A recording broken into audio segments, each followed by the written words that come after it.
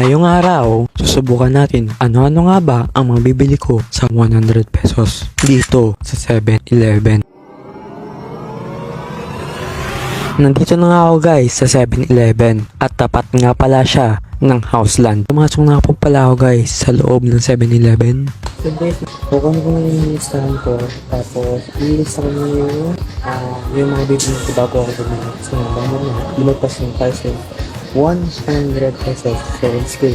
Kaya kinuha ko na ang ballpen at papel para ilista ang mga bibilin ko. At ngayong nailista ko na lahat, oras na para kuhain at bilihin.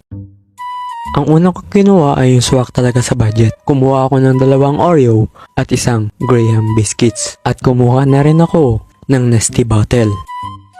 At ngayon nakuha ko na lahat ng mga binili ko. Pumunta na tayo sa cashier para bayaran ang mga binili kong pagkain.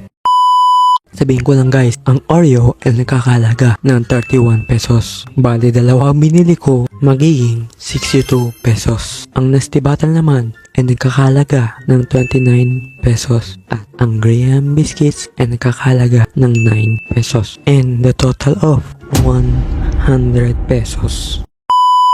In case makalabas ng fire and so ngayon, gagawin na lang natin papasok. Kaya